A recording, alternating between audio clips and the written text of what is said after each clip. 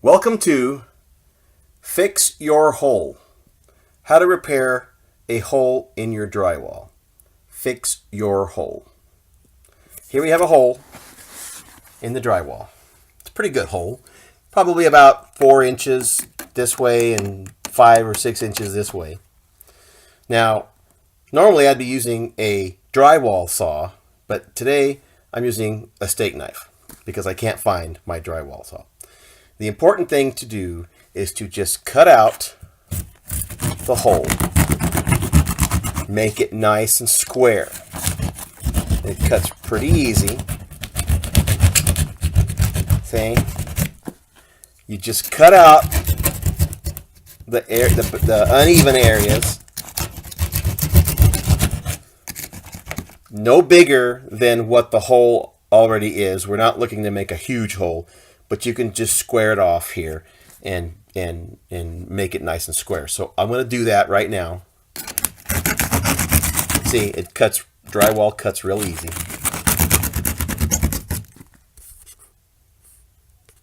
All right, part 2. I had to make the hole a little bigger than I really wanted to, but that's because I had more problems back behind that I didn't see, and you want to try to get the drywall. See this nice edge right here that's intact drywall right there, and you want to try to get as much of that as you can. Then what you do is with the sander, I have a little sponge like block sander. You can make everything nice and even, nice and straight on these edges. You want to try to get them as straight as possible. It's not hugely critical, but you know, you're gonna measure this hole and you're gonna cut a new piece of drywall. Oops, sorry about that. You're gonna cut a new piece of drywall that's gonna fit right in this spot. So you want to try to have nice square edges and pretty much even, you know, but get it close anyway. See, that's pretty good. So that takes care of that part. So now the hole's cut. We're ready to measure it and size. Okay, next step. You got to measure the hole. All right, so I measured this one here. From here to here, 8 inches. Right, pretty much on the mark. From here to here, 7 inches. Okay, so you need an 8-inch by 7-inch piece of drywall to fit in that hole. Right here, right there is a piece of drywall. That is a 2x2 square piece of drywall that you can get at Lowe's. As you can see, part of it's already cut off because I used that to repair another hole in another part of the house. So with this piece, I'm going to measure off an 8-inch by 7-inch piece, and I'm going to cut it, and then we'll see how it fits in there and make adjustments accordingly. All right, back to fix your hole. I've cut out a piece and made the adjustments. I cut it a little too big, and so I just had to kind of trim it down. But anyway, it's hard to do this and take pictures at the same time, by the way. So there we go. We have a nice piece that fits in there pretty snug. Okay, not a lot of gaps. You don't want to have a lot of big gaps. A little gap like that on one side is fine, okay, because that's what your drywall mud is for. But we've cut it out, and it looks good, right? But there's one more thing we have to do to fix your hole. The Fix Your Hole series continues. Now what you need is a piece of wood. Okay? Nice piece of wood. It doesn't have to be this wide, but it needs to be, say, at least 2 inches wide. Okay? Because what you're going to do with this piece of wood is you're going to slip it in. There's the hole. You're going to slip this piece of wood in like that. Oh, it needs to be about a 1/4 of an inch thick. No more than that. That's fine. You're going to slip that piece of wood in there like this. Okay? What's going to happen is you're going to drill a hole up in here. All right? That's going to drill into the wood, and a hole down here at the bottom. Okay? You're going to drill a drywall screw into each place, and I'll show you that right now. And that's gonna hold this piece of wood to the drywall, and then you're gonna mount your cut piece, which is right there, to this piece of wood. Okay, so I'm gonna put the phone down and try and get a recording.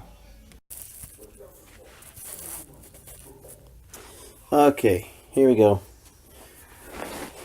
Hold the wood with your hand, firm up against, pull it towards you so that it's the drywall, it's pulling against the drywall. And then just right about maybe an inch and a half, 2 inches above there, you're gonna start your drywall screw in there. It's gonna go right in there. You're gonna drill it right into the wood, like that. Okay, it's nice and solid. You can sink the screw into the drywall a little bit. Don't sink it in there too much because you don't want to sink it all the way and make a hole and then have to drill another hole. Okay, and we're gonna do this one down on the bottom. Just about the same, inch and a half or so. There we go. Sink it in so that the head of the screw is penetrated into the wall a little bit. You can kind of see how it's inside the wall just a little bit because you're gonna fill that little hole too when you do your mud work. And then there's the other one right there. And so you got a nice firm piece of wood behind there to drill that to put that thing on. Okay, and I'll go ahead and show and set that up here so you can kind of see how to do that part. It's really easy. Once you have it cut, you have your piece right here. Okay, you set it in there all the way in, right? So if you have a narrower piece of wood, you want to just make sure to put the wood right in the center of the opening so that when you put your piece of drywall in, you're going to hit right down the center of that new piece of drywall so that you make sure that you have that you hit the wood.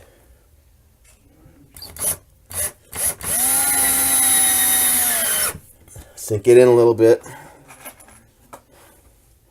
And one more. We'll do two here to make sure it's in there real good. Right there, just like that. So what you have done is you have mounted that piece of drywall in there in that hole.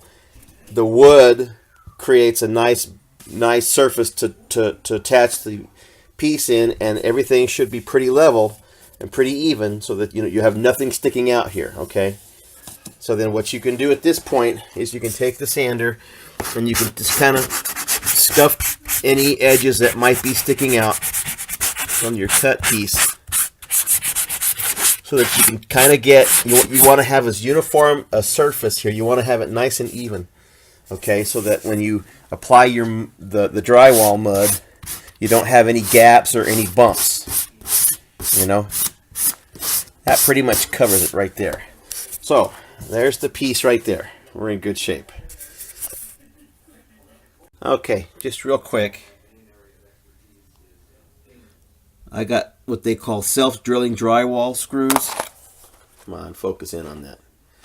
There. They call them self-tapping, self-drilling. These were 1.25 inches. Okay, you could get 1.5 inches if you wanted to. No big deal.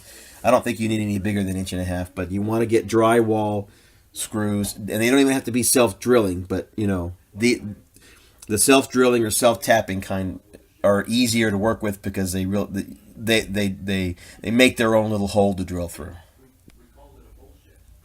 Okay, next step is the messy part. All right, sheetrock joint compound. Okay, this is a 1 gallon container. I don't think you would need that much. I have a gallon container because I did some work at my brother's house, and so I've been using it over there. But that's what you need. You need joint compound. Okay, this particular kind that I got is low dust because you're going to have to sand it, and essentially what it is it's mud. Guys in the construction business probably call it mud, drywall mud. You use I use a painter's whatever they call this thing. That's what I use. And you reach in, you grab you some goop. Doing this and recording is a real pain in the ass. Okay, you take it out and you're going to slap it on the wall.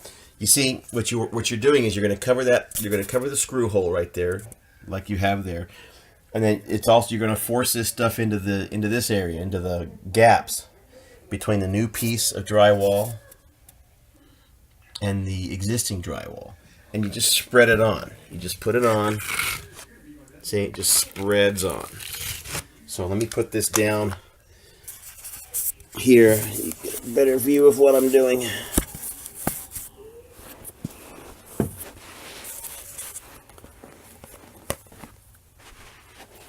Okay. So you just put it on with this stuff. You force it into the holes essentially. There, fix your hole deal is going to be gone there. But then you have to kind of scrape it too because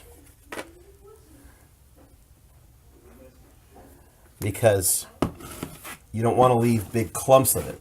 You want to put it on as smooth as possible. Now, I believe you said that you had smooth walls with no texture. So what you want to do is you want to put a layer of this stuff, okay, over your new drywall piece, all right, and then you have to let it dry.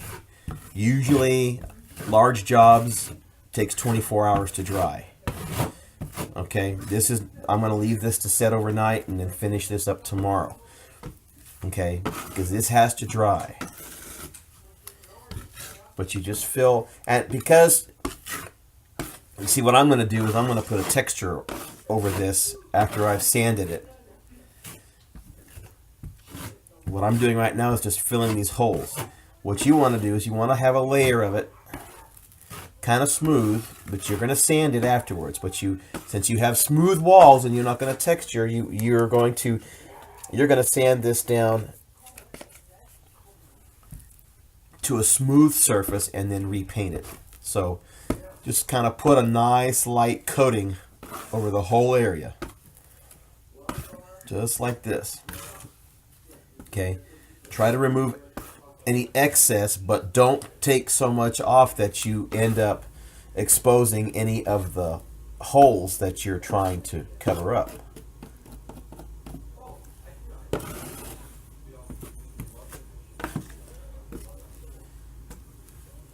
Just like that.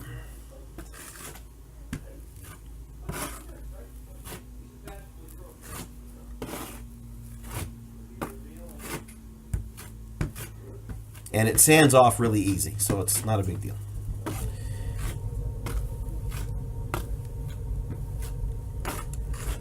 When you sand it, you want to be careful that you don't sand too much of it off and then have to go back over and refill the hole.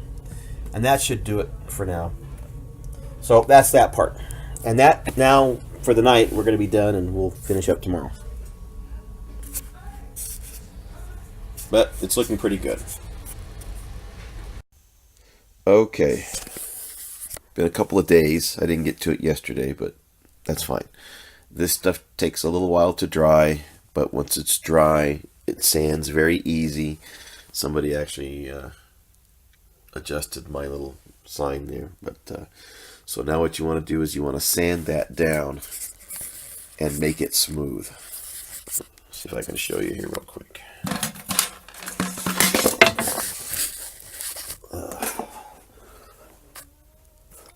So you take your little block and just kind of lightly start sanding.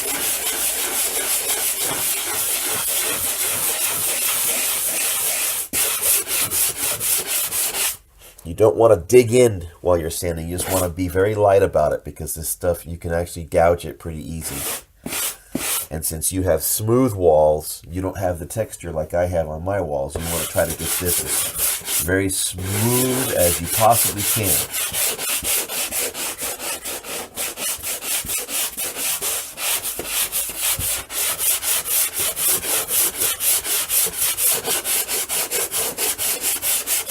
There's going to be quite a bit of dust with it too. Usually, even the low dust compound will have dust, a lot of dust. It's like baby powder almost.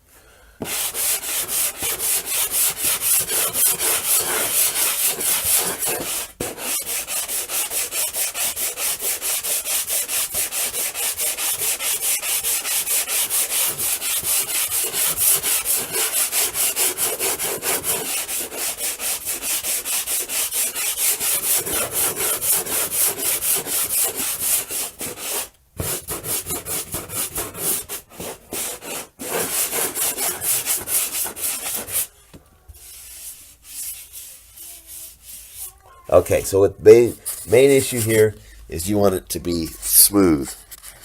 On your smooth wall, you'll be able to run your hand down and barely feel your smooth surface. You want to barely feel any difference at all.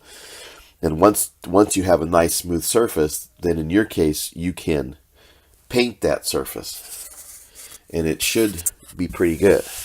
But just be sure. Like I said, I've got texture here, so I'm going to spray an additional thing on there to add some texture to mine. Oops, somebody just beeped me. And so essentially, that's it.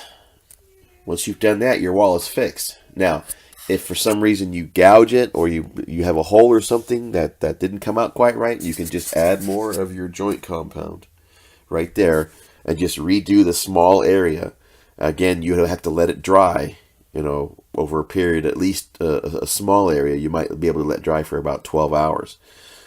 But you can't touch it until it's dry, because if you touch it before it's dry, then you've got to redo it. So that's it. You have fixed your wall in this case.